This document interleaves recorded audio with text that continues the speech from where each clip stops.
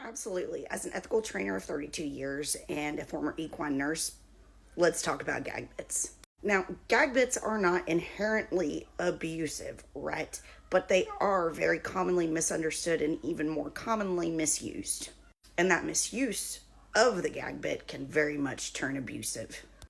A gag bit puts pressure on the mouth while also applying pressure on the pole while the mouthpiece or when the mouthpiece slides. Where people get in trouble with gag bits is using them to compensate for gaps in training or as a stopping mechanism for a horse whose brakes ain't that great.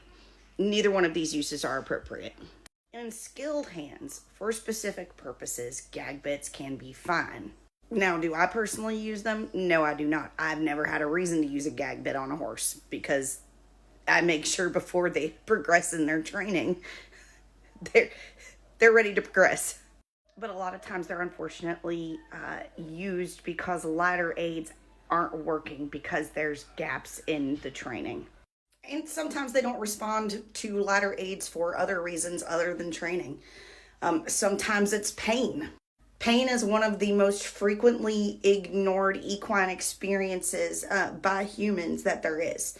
Everybody is so quick to label pain responses and fear responses, while we're on the topic, as bad behavior.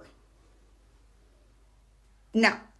So it can be the ladder aids aren't working because there's gaps in training. It can be the ladder aids aren't working because the horse is in pain and trying to tell you something. Or it can be a complete lack of rider education, right? The horse knows the cues, the rider just ain't giving the right fucking cues. And instead of fixing themselves, they're shoving a gag bit in their horse's mouth. So again, do I, as a trainer of 32 years and equine nurse, believe that gag bits are inherently abusive? No, I do not.